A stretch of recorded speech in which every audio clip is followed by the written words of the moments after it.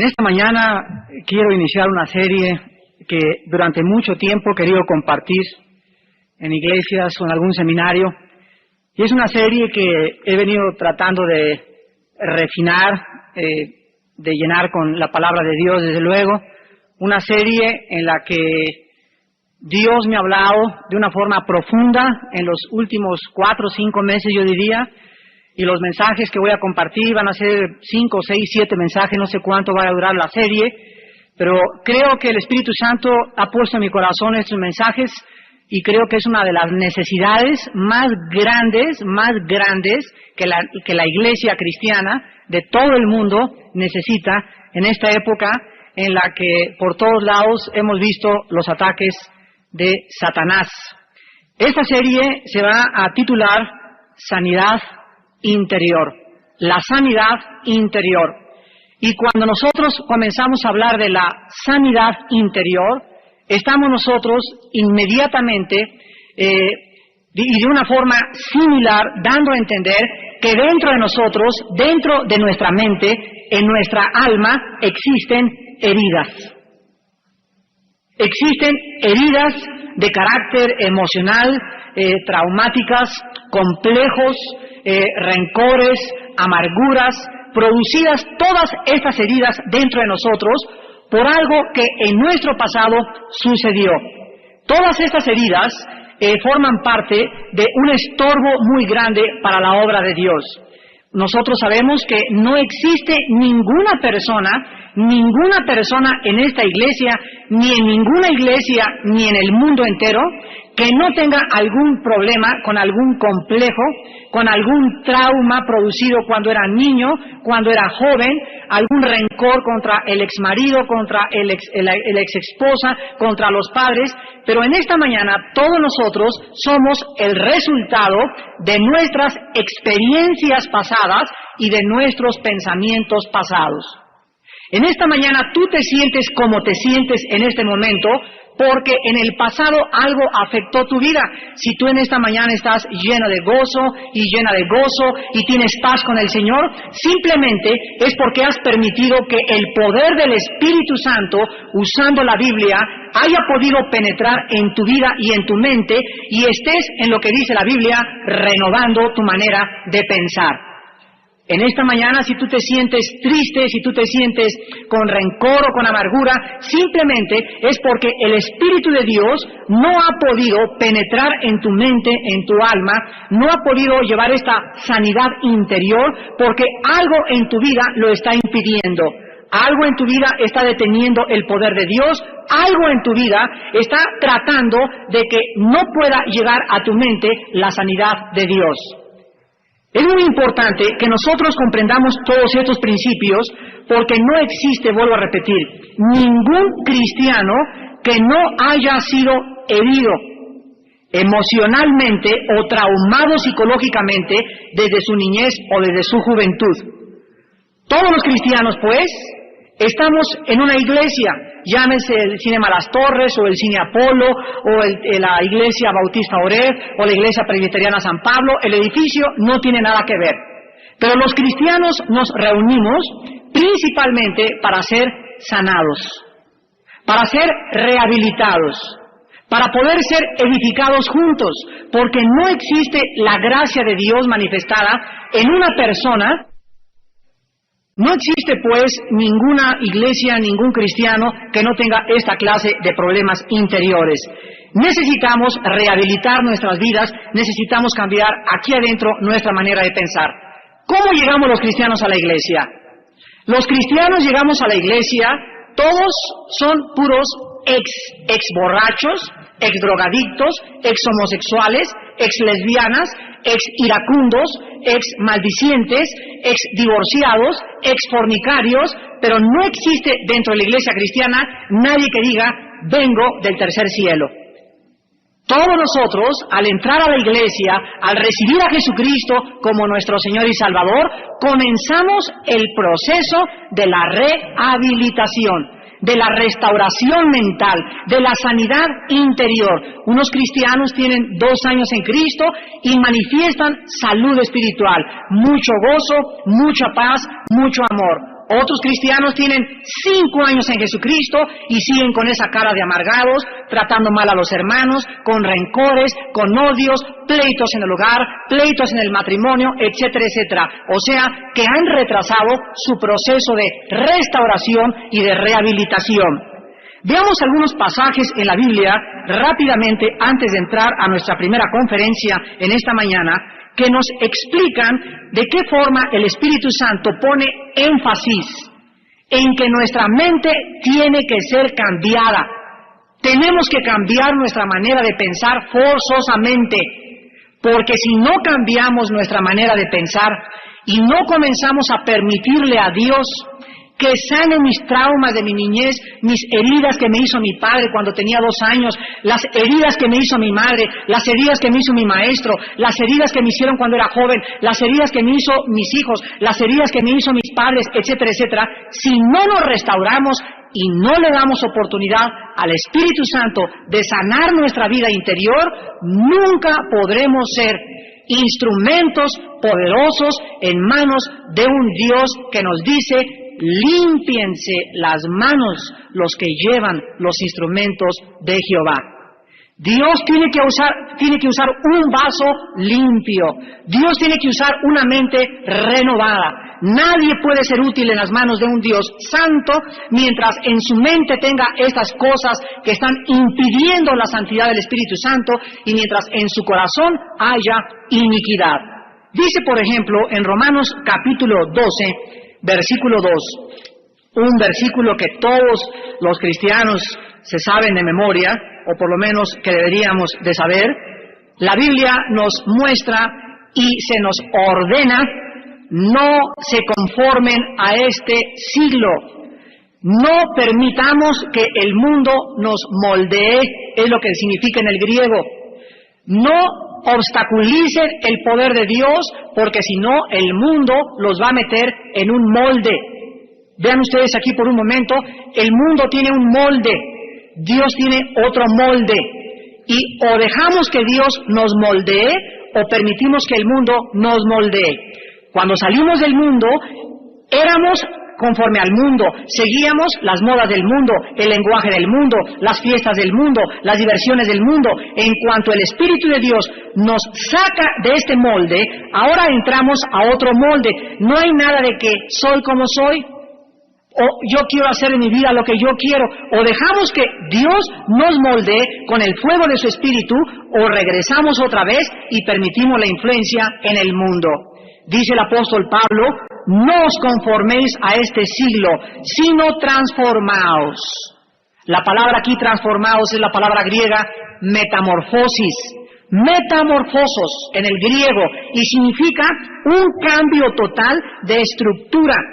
La metamorfosis es exactamente lo que el gusano de seda lleva a cabo cuando se queda pegado en el árbol y queda ahí el cascarón y sale una mariposa. El cambio de la mariposa al gusano de seda es una metamorfeo, es un cambio de forma. Metamorfos, cambio de forma. Y la Biblia dice que nosotros debemos de sufrir un cambio interior, y la Biblia nos dice cómo es este cambio: por medio de la renovación de vuestro entendimiento.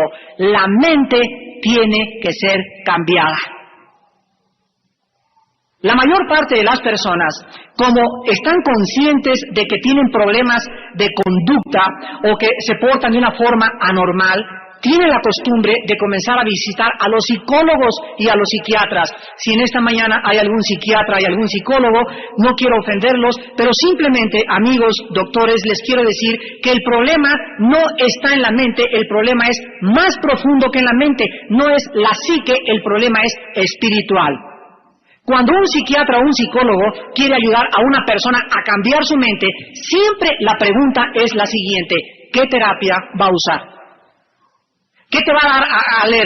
Te va a dar a leer a Jean-Paul Sartre, te va a enseñar el existencialismo, o te va a mandar a un viaje por las Bahamas para que se te olviden los traumas y el complejo de culpa que tienes del aborto y del niño que mataste cuando tenías 15 años de edad. Cuando nos acercamos a las terapias psiquiatras o psicológicas, encontramos que no existe ningún psicólogo, ningún psiquiatra que nos pueda dar una terapia adecuada para cambiar nuestra mente, porque no tienen más que pastillas tranquilizantes. No se puede manejar a una persona bajo la neurosis o bajo la paranoia más que a través de tranquilizantes. Sin embargo, la Biblia nos dice que solo el Espíritu Santo y la palabra de Dios tienen el poder de cambiar nuestra manera de pensar. Si alguna persona está actuando de una forma anormal o fuera de lo normal, de acuerdo al parámetro de conducta humano, esa persona tiene un problema espiritual, no mental. Y el problema espiritual siempre lo encontraremos en el pecado. Cuando nosotros estamos en la consejería con los matrimonios o con alguna persona o con algún joven, siempre la pregunta que nosotros los pastores o los guías espirituales deberíamos hacer es inmediatamente: hermano en Cristo o hermana en Jesús o matrimonio fulano de tal, ¿cómo está tu comunión con Dios? ¿Cómo está tu comunión con Dios? Y ahí encontramos casi el 95% de los casos que el problema está en que dejaron de orar, dejaron de leer la Biblia, tienen 3 o 4 días que no tienen ningún estudio bíblico, tienen semanas que no estudian la palabra de Dios, tienen semanas que no hacen un altar familiar, tienen semanas que tienen esto, y encontramos la mayor parte de las veces, repito, que el problema estriba en su falta de comunión con Dios. Hermanos en Jesús, ¿saben ustedes que Jesucristo dijo: vengan a mí los que están trabajados y cargados? ¿Y saben ustedes qué quería decir Jesucristo?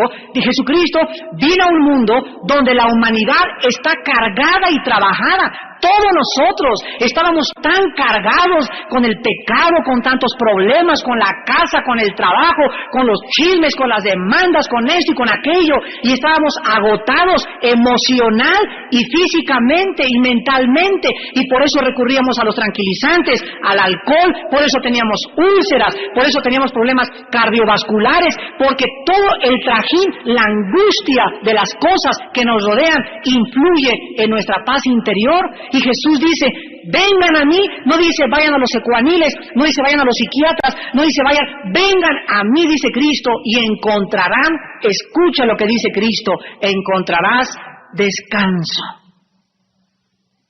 paz, tranquilidad, sosiego en la persona del Hijo de Dios.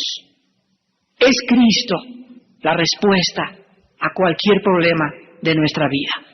Es la persona de Jesús la que tiene el poder en el cielo y en la tierra. Es la vida resucitada de Jesucristo lo único que puede cambiar nuestra vida interior. Pero como tú dices, ¿pero dónde está Cristo pues para que lo agarre y entre a mi vida y me haga esto y el otro? Hermanos, en Jesús tenemos la Biblia. La Biblia es Cristo, Cristo es la Biblia. La palabra es el Hijo de Dios, la palabra es el Hijo de Dios hecho carne. Cuando tú abres la Biblia, te pones en contacto con Dios. Es Dios el que te está hablando, es Dios el que te está dirigiendo, es Dios el que te está fortaleciendo. Jesús dijo: mis palabras no son las palabras del libro de Shakespeare o de Oscar Wilde o de una obra de literatura. No, la Biblia tiene un poder, este libro tiene un poder que no lo tiene ninguna otra obra literaria. Jesús dijo en Juan 6:63, mis palabras son espíritu y son vida. ¿Qué significa esto? Que la Biblia es alimento, es medicina espiritual a nuestro espíritu.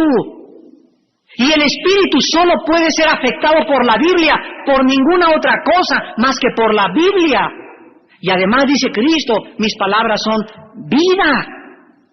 La vida de Jesús es transmitida a tu vida. Cuando leo la Biblia, la vida de Dios, el Zoe, la vida divina, me limpia, me purifica, me transforma, me fortalece, me da dirección. Y cuando el cristiano descubre que esto es Dios y que hay un poder en estas páginas y que el Espíritu Santo está siempre usando estas letras, el cristiano comienza a ser renovado, cambiado, comienza a pensar diferente, comienza a tener poder, comienza a poder vencer el pecado, comienza a caminar en el Espíritu, comienza a parecerse al Hijo de Dios.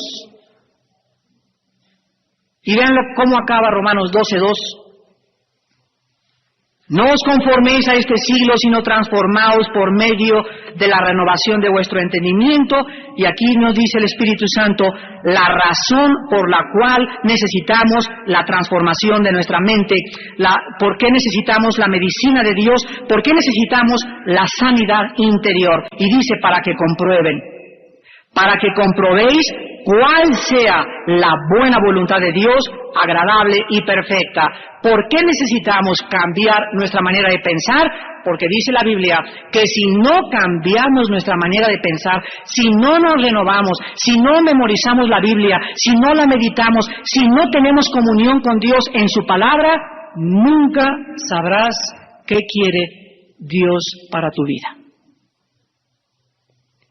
La única forma de comprobar la voluntad de Dios es poniéndonos en contacto con Dios en su palabra.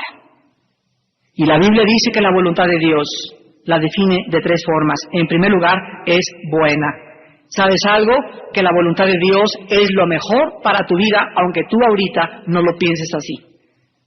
La voluntad de Dios es, en segundo lugar, dice ahí, agradable. O sea, no te va a hacer daño. Cuando tú vas al dentista y eras niño, nos jalaban los papás y vamos porque me va a doler, y el dentista, y hasta tenías ganas de matar al dentista, y hasta unos hasta amargados están contra su dentista de cuando eran niños, sin darse cuenta que el dentista, al sacarles esa cosa podrida, les estaba haciendo un favor. Y es cierto que el proceso de la cirugía duele, pero el dentista no te saca el diente para destruirte, sino para que mantengas tu salud. Y la disciplina de Dios a nuestra vida no es para destrucción, es para edificación. Y aunque al momento nos parezca algo difícil y algo doloroso, después produce frutos apacibles de justicia en los que en ella han sido ejercitados. Por eso, hijo mío, dice Hebreos 12, no menosprecies la disciplina de Dios, ni te enojes cuando Dios te azota, porque es símbolo nada más del amor divino en nuestras vidas. Y muchas veces Dios, dice la Biblia, nos va a podar. ¿Ustedes conocen de jardinería? Bueno, los que conozcan, ustedes saben que cuando un rosal está dando muchas rosas, llega el jardinero y le corta más abajo del tallo para que dé más fruto. Dijo Cristo en Juan 15, muchos cristianos dan fruto, pero Dios no quiere que demos fruto, Dios quiere que demos mucho fruto. Y cuando comienzas a dar fruto, no te conformes y digas, ya estoy satisfecho con eso. No, Dios quiere que demos mucho fruto, y viene la poda. Y la poda siempre es dolorosa. Pero el propósito de Dios siempre es para edificación. El que no escatimó a su Hijo por nosotros, sino que lo dio por nosotros en la cruz, ¿cómo no nos dará todas las cosas si nosotros se la pedimos? Vean ustedes también el libro de los Efesios, capítulo 4. Y con todos estos pasajes estamos sentando las bases de nuestra serie, La Sanidad Interior. Todos estos pasajes que les estoy mostrando están relacionados con el cambio de la estructura mental en el cristiano, a través del poder de la palabra de Dios mediante el Espíritu Santo. Dice Efesios 4, 17 al 24. Efesios 4, del 17 en adelante. Esto pues digo y requiero en el Señor, que ya no andéis como los otros gentiles que andan en la vanidad de su qué. ¿Cómo describe la Biblia la mente de los no cristianos? ¿Cómo? La describe que andan. Aquí la palabra andar es la palabra griega peripateu, y significa normar la conducta. Las personas que no son cristianas, dice la Biblia, la norma de su conducta, la forma como piensan es hueca, fútil, superficial, sin ningún valor eterno. Nada más piensan en el adulterio, en la fornicación, en cuánto dinero van a hacer, en la prosperidad de su compañía, en el abrigo de pieles que se compraron, en el carro 300 Nissan que se acaban de comprar, en cuánto van a hacer esto, y toda la conversación de ellos es totalmente hueca, vacía. Yo les contaba hace algún tiempo en algún seminario de jóvenes que me acuerdo que iba en un vuelo a Los Ángeles, y ahí íbamos como a 3,000 metros de altura en el avión, y la persona que estaba enfrente de mí estaba junto a su esposa y otro amigo, y estaban durante 45 minutos platicando de esto. Y le decía él a su esposa: ¡qué martini tan bonito y tan transparente! Mira la aceituna cómo flota. ¿No te parece que es maravilloso esta copa y en este momento comenzar a transformar nuestro corazón y comenzar a sentir algo que nos transforma? Y de veras, mi vida, cuando tomo un martini, siento que te quiero dar un beso. Y el que estaba junto le estaba diciendo: es que es mejor que el martini, el whisky. Compadre, ¿no has probado el whisky Cheverny? ¿O no has probado? Y durante 45 minutos yo pensaba, ¿qué pasaría si cayera el avión y estuvieran delante del juicio de Dios y Dios les dijera: ¿en qué pensaron los últimos 45 minutos? Y a veces yo pensaba, cuando yo volaba en los aviones y tenía yo poco de ser cristiano, que me daba, a veces, y lo confieso, me daba vergüenza. Me subía al avión con la Biblia y la traía en una maleta y como que la sacaba así sin que nadie la viera, y me abría así el saco y la comenzaba a abrir, y cuando me di cuenta qué van en la conversación de los seres humanos, ya no me dio pena y entro así en el avión con la palabra y pongo mi mesita y abro la Biblia, que la veo, y siempre pasarán gentes que se acercan y: ¿es la Biblia? Sí, ¿qué? Oigan, si la persona de junto al avión también le dice a la azafata: ¿no tiene el Playboy? Hay gente que pide el Playboy en el avión. ¿Por qué yo, como hijo de Dios, no voy a leer el libro más maravilloso que Dios nos dejó? Pero la mente de la gente es vana, superficial, hueca. Para la oreja en un Vips. Abre tus oídos en el vapor, en tu club, de lo que hablan los hombres o las mujeres. Júntate en zambos con un grupo de muchachas o de muchachos o de parejas y escucha su conversación. La Biblia dice que es vana, vacía, hueca. ¿Por qué? Porque dice Romanos que los que son de la carne piensan en las cosas de la carne. Y el ocuparse de la carne es muerte, el ocuparse del espíritu es vida y es paz. Ahí está la diferencia. Lo primero que es afectado en la vida cristiana, lo primero que es afectado es la mente. Comenzamos a pensar ya no en cosas vanas y superfluas. Ya vamos a Vips y comenzamos a hablar de Romanos, de Efesios, de qué pasó en la iglesia, de cuál fue el sermón, del estudio bíblico. El cristiano comienza en su mente a pensar de una forma diferente, porque comienza el cristiano a ser afectado por el Espíritu de Dios. Ahora vean ustedes también en el Salmo 23, finalmente, en el Salmo 23, que todos nos lo sabemos de memoria, en todos los funerales en el mundo lo recitan, lo leen tanto musulmanes como cristianos, como católicos, como protestantes. Y el Salmo 23 es uno de los salmos que invoca a Dios como no solamente el pastor, sino que el Salmo 23 retrata a los cristianos como ovejas inmensamente necesitados, profundamente con la necesidad y la dependencia de Dios, y nos retrata como los seres más frágiles, como los seres más delicados, como personas de barro. ¿Y por qué sabemos esto? Porque el Espíritu Santo escogió a los animales más tontos, más ciegos y más indefensos como los animales de Dios, las ovejas. Nunca la Biblia dice: Jehová es mi pastor, nosotros somos sus gatos, o sus perritos, o sus cebras, o sus camellitos, o sus burritos, o sus asnitos. Siempre la Biblia nos dice, desde Juan capítulo 10, no dice mi manada, dice mis ovejas. La Biblia escogió a los borreguitos para compararnos a los cristianos. ¿Y por qué? Porque los borreguitos son semiciegos. Un borreguito no ve más de 1,5 metros para allá. Un borreguito lo agarras y lo metes a un barril así de frente, y en lugar de que se eche en reversa para atrás, comienza. Es tan indefenso que no se puede salir. Un borreguito se espina y no hay nadie. Los perros se lamen, se meten la pata en el lodo. Los gatos se lamen y se curan. Los borregos son absolutamente indefensos. Nunca verás en ninguna parte del mundo un borrego sin un pastor. Cualquier grupo de borregos que tú tengas o veas ahí en la carretera Cuernavaca, la vieja o la nueva o en cualquier parte del mundo, siempre encontrarás que las ovejas fueron diseñadas por Dios para vivir en rebaño y con un pastor. Jehová es mi pastor, dice el Salmo 23, nada me faltará. En lugares de delicados pastos me hará trabajar. No dice eso, ¿verdad? ¿Cuántos de nosotros creemos que nada más trabajo y trabajo y trabajo y trabajo? ¡Qué grande error! El cristiano necesita descansar. Y una de las formas en descansar es al oír la palabra de Dios. Vienen ustedes el domingo y oyen la palabra de Dios. Y la palabra de Dios es como una espada que entra, redarguye, te alimenta, te consuela, fortalece tu esperanza, te da dirección y comienzas a descansar y aprendes que las ovejas también no son solamente es puro comer y comer y comer pasto, las ovejas necesitan descansar. Y dice más adelante, en lugares de delicados pastos me hará descansar, junto a aguas de reposo me pastoreará, confortará mi alma, me guiará por sendas de justicia por amor de su nombre. La palabra clave aquí en este salmo es el versículo 3, confortará mi alma. La palabra en el hebreo significa restaurar. Restaurar. El Espíritu es hecho nueva criatura.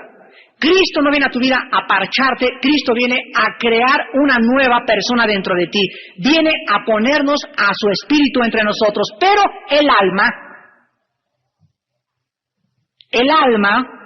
que es la mente, mis sentimientos, mis emociones, mi voluntad, el área de la mente, el área del alma, necesita ser restaurada. ¿Por qué? Porque cuando yo llegué a Cristo, yo me acuerdo cuando me convertí en 1973. Cuando yo llegué a Cristo en 1973, era una persona sumamente enojada y con mucha amargura en contra de todas aquellas personas que me habían hecho daño en mi vida pasada. Estaba traumado, tenía problemas, tenía de personalidad, etcétera, etcétera. Y a través del tiempo Dios ha ido transformándome poco a poco, de una forma progresiva y paulatina. Y cada vez que hablo con mi esposa me dice, te falta esto y te falta el aquello. Y no es que ya lo haya alcanzado, pero proseguimos a la meta. Y esto es algo increíble porque te encuentras a personas que te dicen, oye, pero ese es fulano de tal, no es posible, es otra persona diferente. Es que si me encuentro una persona que me conocía y me dice que soy igual, pues ¿cuál vida cristiana? Lo extraordinario es que nos encontremos ex amigos y que me digan, tú no eres el mismo, gloria a Dios, le digo, gracias por haberlo reconocido, porque entonces creo que de veras el poder de Dios me está transformando. Hermanos en Jesucristo, en esta mañana vamos a comenzar con las heridas que Satanás produce en la mente. Las heridas que Satanás produce en la mente y las cuales muchos de nosotros aún llevamos y necesitan la sanidad del poder de la palabra y del Espíritu Santo. Veamos en primer lugar en el libro del Génesis, capítulo 3.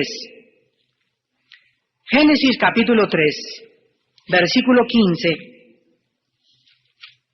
¿De qué forma se profetiza desde el principio de la palabra de Dios que Satanás hiere? Satanás hiere, destruye, roba. La mayor parte de los problemas mentales, vuelvo a repetir, la mayor parte, hay problemas mentales debidos a una fisura, una caída de una persona que se caiga de un tercer piso, un tumor cerebral, y nosotros tenemos la obligación como cristianos y consejeros de poder discernir, de poder evaluar el daño ocasionado en la mente de esa persona. Porque si creemos que son demonios y necesita la persona a un neurólogo, lo vamos a empeorar, ¿verdad? Pero si lo mandamos al neurólogo cuando necesita liberación, entonces hemos fracasado como ministros de Jesucristo. Entonces, qué grande responsabilidad tenemos de poder evaluar y discernir los daños, las heridas causadas en la mente, ya sea por problemas físicos reales, cuando la mayor parte de las veces, vuelvo a repetir, la mayor parte de las veces la mente ha sido herida por Satanás. Dice en Génesis 3:15 la primera profecía del Mesías, y el Espíritu Santo nos habla y nos muestra que en esta profecía Satanás tendría un solo objetivo, tendría una sola meta, una sola comisión. Y dice así: y pondré enemistad entre ti y la mujer. O sea, va a haber una enemistad constante entre Satanás y la mujer. O sea, la descendencia de la mujer, la descendencia de Satanás. Quiero que vean que por toda la Biblia corren dos líneas.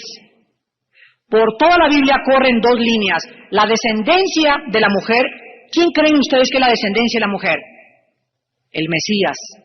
Y por eso las genealogías en la Biblia, por eso encuentran en la Biblia Marta, mamá de Paquita.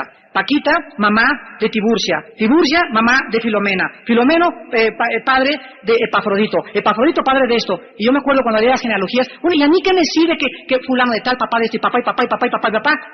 Para que nosotros sepamos que la Biblia es el único libro en el mundo que puede trazar la genealogía de un hombre desde hace más de 6,000 años.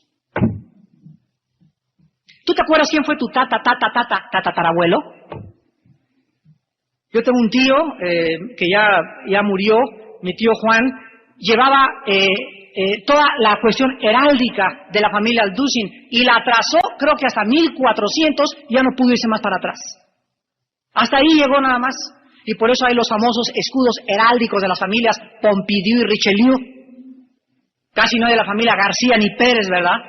Pero cuando estamos en Cristo ya no nos importa la cosa heráldica de la familia. Pero es increíble que cuando venimos a la Biblia se pueda trazar desde hace 2000 años para atrás toda la genealogía de Cristo para que nosotros sepamos que Jesucristo cuando vino al mundo era el Mesías de acuerdo a su genealogía. Entonces por toda la Biblia se profetiza que vendría una genealogía y de esa genealogía de Abraham, de Moisés, de David, etcétera, etcétera, tendría que venir el Mesías, pero dice que vendría otra línea satánica, diabólica, y dice así: y entre tu simiente, o sea, la semilla de Satanás y la semilla de la mujer. Y dice, esta te herirá en la cabeza y tú le herirás en el calcañar. O sea, la descendencia de la mujer heriría a Satanás en la cabeza, le daría el golpe mortal. La descendencia de la mujer triunfaría, la descendencia de Satanás solamente haría tropezar al Mesías. La palabra le herirás en el calcañar es el tobillo. Y ustedes conocen dentro de la mitología griega el famoso talón de Aquiles, de ese gran corredor de la mitología griega, que en el momento que descubrieron que eso era su punto frágil, le dispararon una flecha y en ese momento él perdió la batalla. Entonces, Satanás o la semilla de Satanás trataría de obstaculizar, de impedir, nunca de matar, porque las puertas del infierno no prevalecerán contra la iglesia.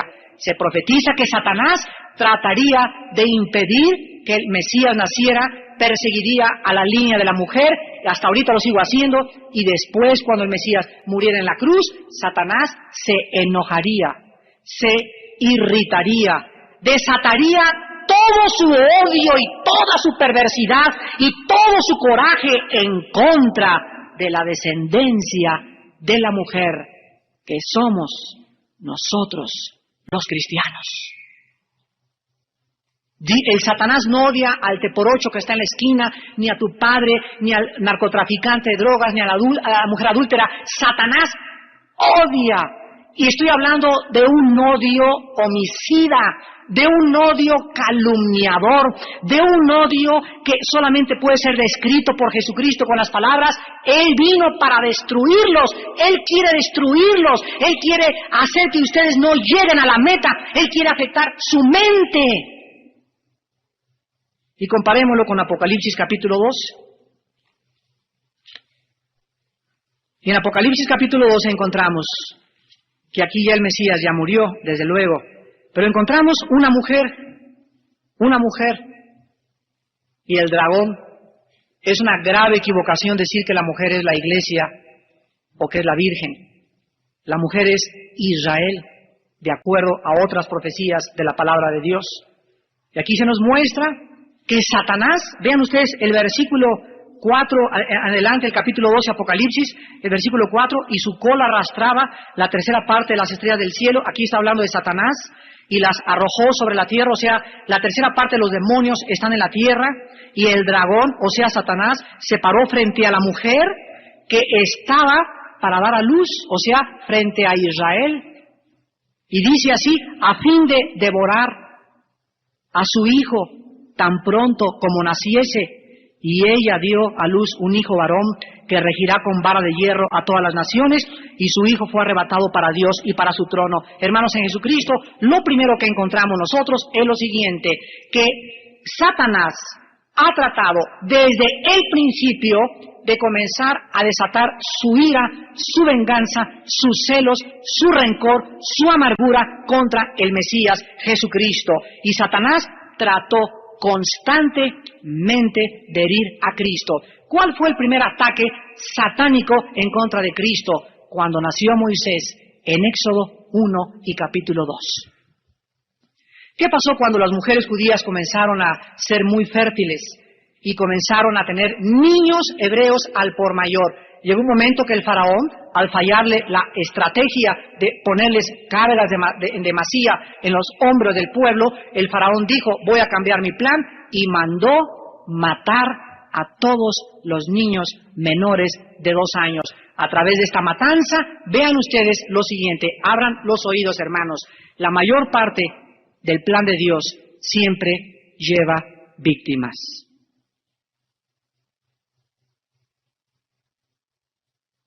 Las víctimas no pueden de ninguna manera ser exentas del programa de Dios.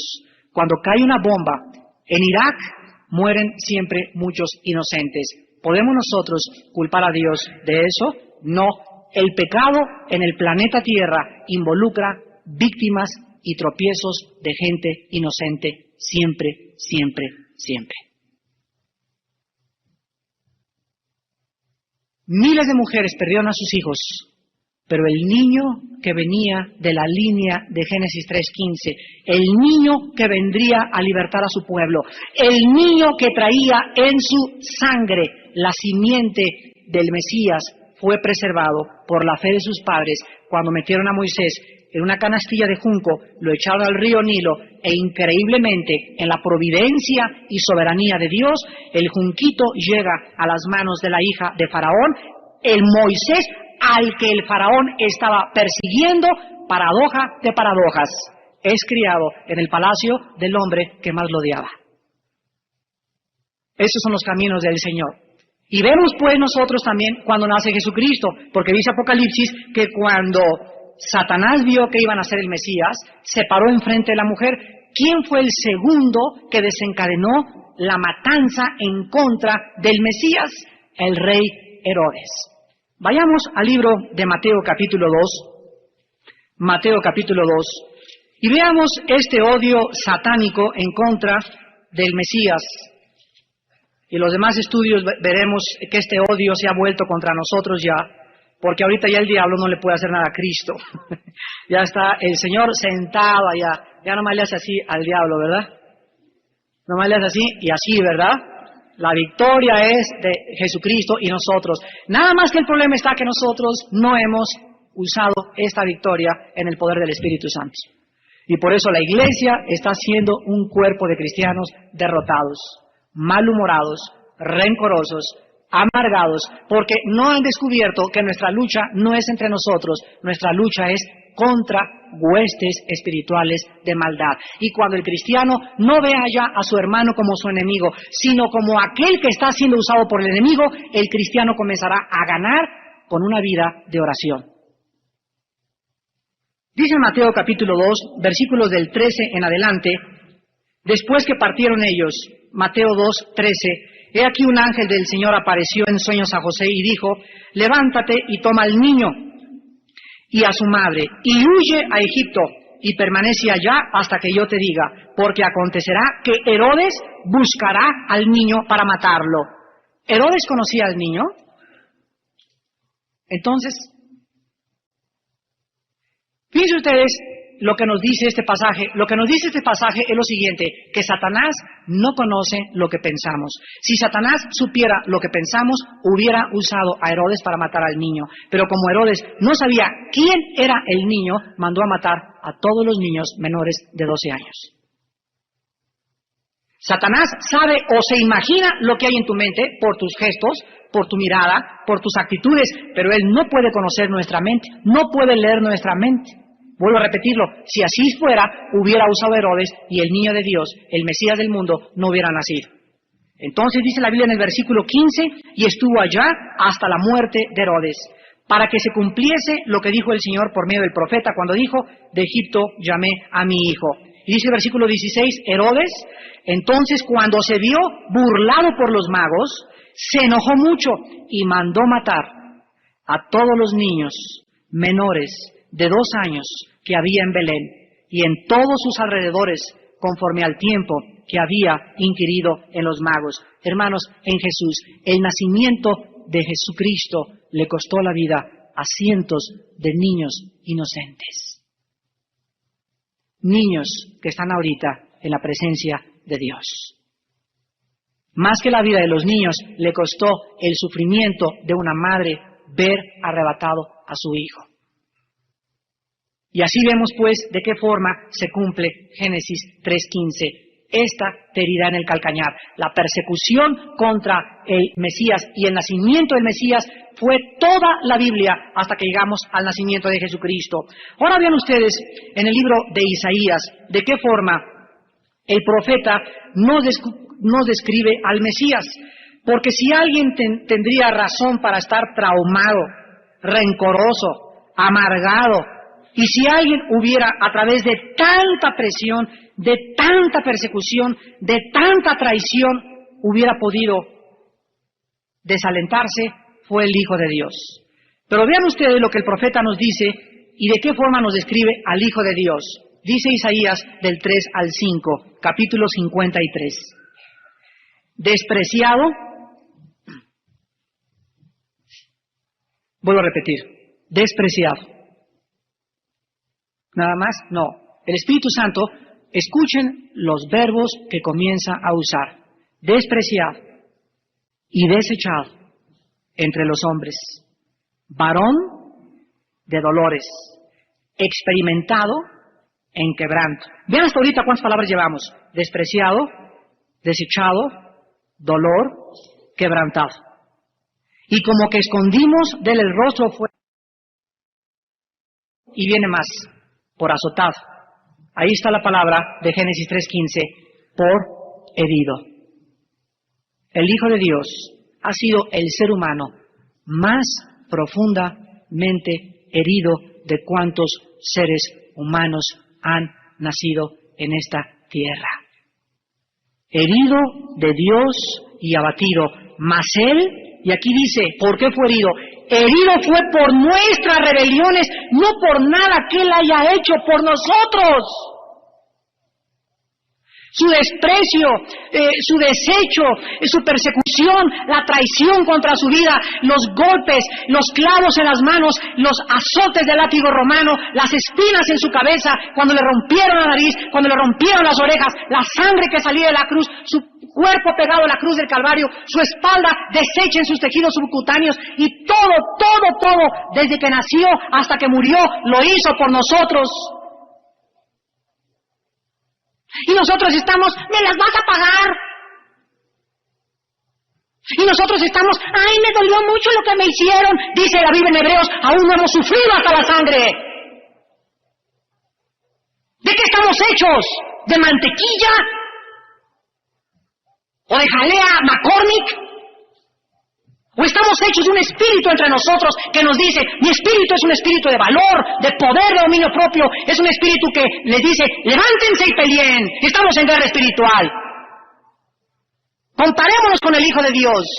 Muchos de nosotros sufrimos por nuestros pecados, porque nosotros hemos desencadenado muchas de las cosas por las cuales pasamos, pero el Hijo de Dios no hizo nada, ni maldijo a nadie, ni hizo ningún daño, y lo hizo todo por nosotros. ¿En dónde está el carácter cristiano? ¿En dónde está ese carácter que dice la Biblia? Porque todo lo tengo por basura y de ninguna cosa hago caso con tal que acabe mi carrera. El cristiano ahorita antes que venga Cristo, el cristiano necesita ser un hombre de hierro espiritualmente. Se necesitan líderes que soporten las presiones, se necesitan líderes que no pierdan la visión, se necesitan líderes santos. Si no, no vamos a llegar.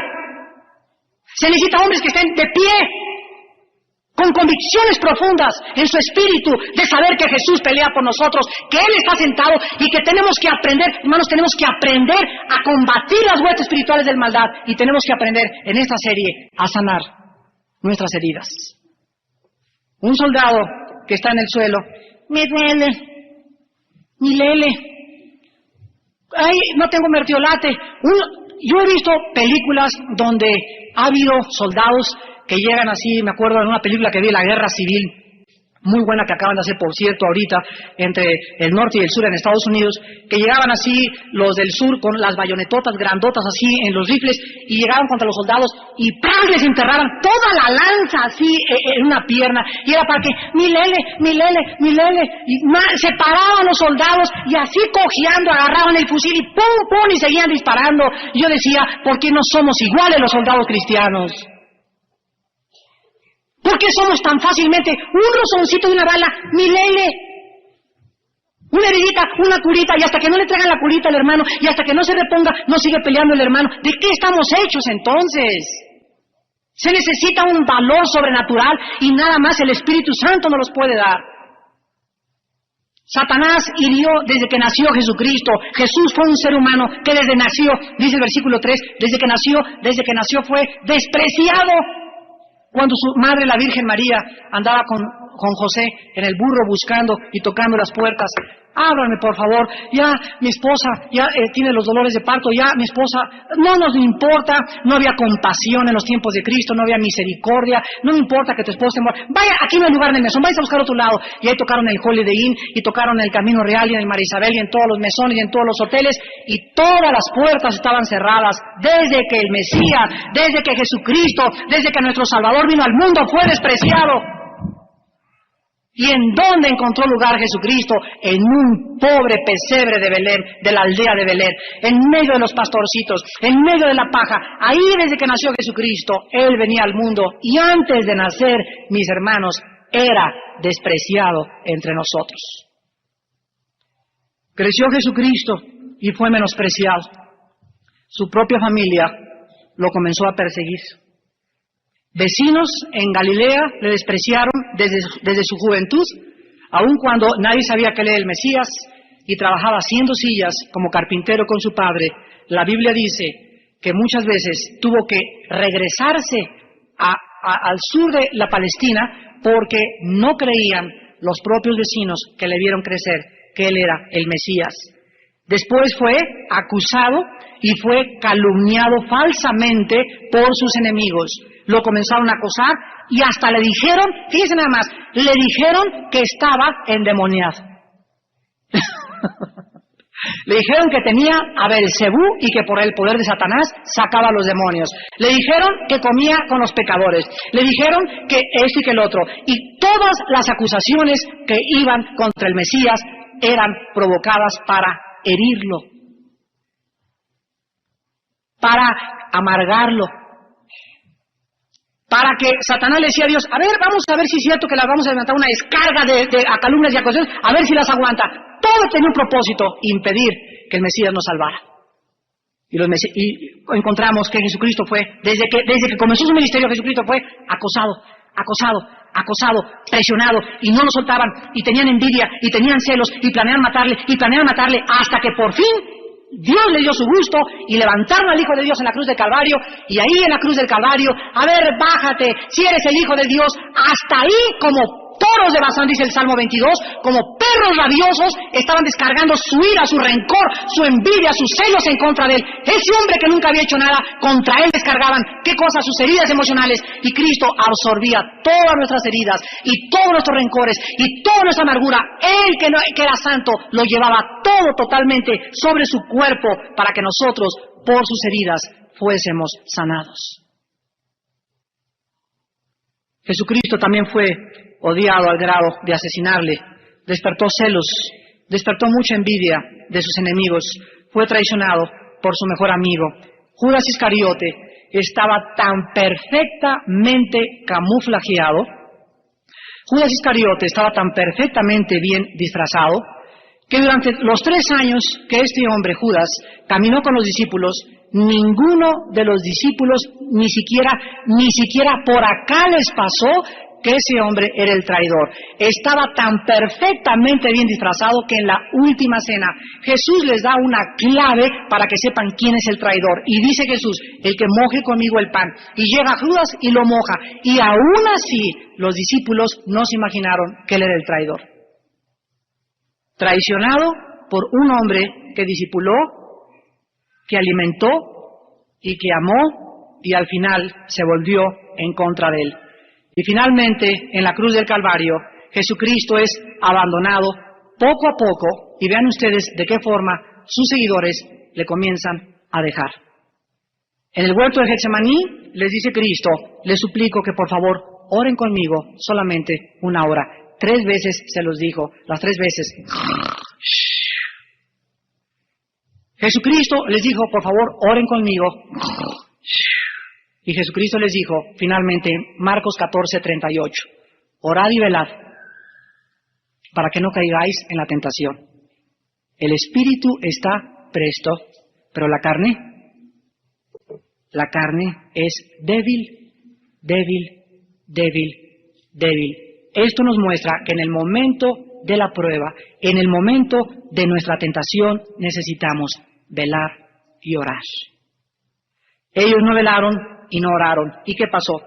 Bueno, llegaron los soldados y pues habían visto que Jesucristo había levantado al Lázaro de los muertos y habían visto muchas cosas, y cuando llegan los soldados, ¿quién es el Hijo de Dios? Pues dice Jesucristo: yo soy, y se van todos para atrás. Con la pura palabra yo soy, se fueron para atrás todos los soldados y se cayeron. Imagínense a Pedro, que era un bravucón de primera, colérico en su temperamento. Ah, ya ven, ¿no que no? Ahora sí, éntrenle a ver si con la pura palabra, mi Señor. Y en ese momento se levantan todos los soldados, sacuden el polvo y se acercan a Jesucristo. ¿Quién es Jesús? Yo soy. Y Jesús hace esto y entrega sus manos. Y en ese momento los discípulos se desconciertan y se comienzan a preguntar: ¿pero cómo que entrega las manos? Oye, Señor Jesús, pero si tú le dijiste al viento, cálmate, y se calmó, y al mar, aplácate, y se aplacó, ¿no puedes ahorita aventarlos otra vez? No entendían la mente de Dios. Y Pedro, en la carne, saca la espada y avienta el primer espadazo y le corta la oreja a uno de los soldados romanos. Jesucristo agarra la oreja y se la pega en su lugar, y los discípulos, al darse cuenta, al no entender el plan de Dios, le comienzan a abandonar. Fíjense ustedes el peligro de no conocer los caminos de Dios. Cuando un cristiano no conoce cómo actúa Dios, el cristiano comienza a alejarse de Dios. Entonces le comenzaron a seguir de lejos. Cuando vino la hora y estaban a las 5 de la mañana en una de las casas, los soldados romanos en el fuego, con Jesús ya amarrado y ya prisionero de ellos, ya comenzaban a golpearle. Se acerca un criado y dice: ¿tú venías con él? Pedro dice: no es cierto, yo ni le conozco. Fíjense nada más, aquel que había dicho: Señor, nunca te abandonaré. Total que cuando Jesús se acerca más y más a la cruz, más y más se van sus seguidores. Finalmente, en la cruz del Calvario, todos le abandonan. Y por último, ya en la agonía y en la proximidad de entregar su espíritu, en ese momento llega el momento más dramático de toda la humanidad, de todo el universo. Llega el momento cumbre de la obra de Dios. Llega el momento en que por algunos segundos el Padre tenía que poner sobre el Hijo todos mis celos, mis amarguras, mis fornicaciones, mis adulterios, mis mentiras, mis engaños, y tus mentiras y tus fornicaciones. Y en un momento dramático el Hijo de Dios llevaría todos nuestros pecados en la cruz del Calvario, y en ese momento el Padre tendría que abandonarlo. Y Jesús grita en el Salmo 22, Dios mío, ¿por qué me has abandonado? escuchen esto, despreciado y desechado, abandonado por sus vecinos, abandonado por sus seguidores, traicionado por sus propios hermanos, su madre no creía en él tampoco, abandonado en la cruz, vituperado por todos, y por si fuera poco, en la cruz del Calvario, el Padre, el único que podía sostenerlo, el único que lo amaba, el Padre también le abandona. No hay soledad más profunda y más dramática que aquella que Jesús llevó en la cruz. Y todo lo hizo por ti y por mí. Satanás lo quiso herir. Sin embargo, la Biblia nos muestra que la victoria de la cruz fue la derrota de Satanás. Porque Satanás no conoce los caminos de Dios. Porque mis caminos, dice el Señor, no son vuestros caminos, ni mis pensamientos vuestros pensamientos. Y de la misma forma que Dios actuó con el Hijo, es la misma forma como actúa con todos nosotros. Si nosotros no entendemos que la santificación es el crecer en humildad y en mansedumbre y acostumbrarnos a sufrir por Cristo, ninguno de nosotros va a crecer en la santidad. La única forma en que se manifieste el poder de Dios en nuestra vida es aprendiendo a morir a aquello que la carne quiere defender. Y cuando comprendamos esto, comenzará un perfume nuevo a manifestarse a través de nuestra vida. ¿Por qué? Porque estamos siendo sanados de nuestras heridas emocionales.